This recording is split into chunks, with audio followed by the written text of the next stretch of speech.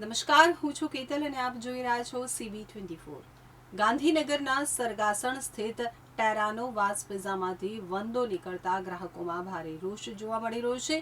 By one get વનની scheme પાછળ સ્વચ્છતા ભૂલાતા ગાંધીનગર મનપાની કામગીરી સામે પણ સવાલો ઉઠી રહ્યા છે.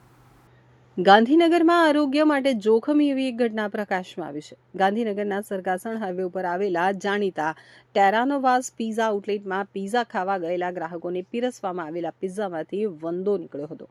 આ દ્રશ્ય જોતા જ રેસ્ટોરન્ટમાં હાજર અન્ય ગ્રાહકોમાં પણ ભારે રોષ ફાટી નીકળ્યો હતો અને મેનેજમેન્ટ સામે કડક કાર્યવાહીની માંગ કરવામાં આવી હતી. ગ્રાહકોના આક્ષેપ અનુસાર રેસ્ટોરન્ટ દ્વારા ગ્રાહકોને આકર્ષવા માટે બાય વન ગેટ વન જેવી આકર્ષક સ્કીમો ચલાવવામાં આવે છે. આવી સ્કીમોના લીધે રેસ્ટોરન્ટમાં ગ્રાહકોનો ભારે ધસારો રહેતો હોય છે, પરંતુ કમાણી કરવાની લાલચમાં રેસ્ટોરન્ટ સંચાલકો કિચનની સફાઈ, સ્વચ્છતા અને ખાદ્ય પદાર્થોની ગુણવત્તા જાળવવાનું સંપૂર્ણપણે ભૂલી ગયા છે, જેનું પરિણામ ગ્રાહકોના થાળીમાં વંદા સ્વરૂપે જોવા મળ્યું છે. આ ઘટના સોશિયલ મીડિયા ઉપર વાયરલ થયા બાદ ગાંધીનગર મહાનગરપાલિકાના ફૂડ એન્ડ ડ્રગ્સ વિભાગની કામગીરી સામે પણ મોટા સવાલો ઊભા થયા છે. સ્થાનિક નાગરિકો પૂછી રહ્યા છે કે મનપાની ટીમ માત્ર કાગળ ઉપર જ ચેકિંગ કરે છે.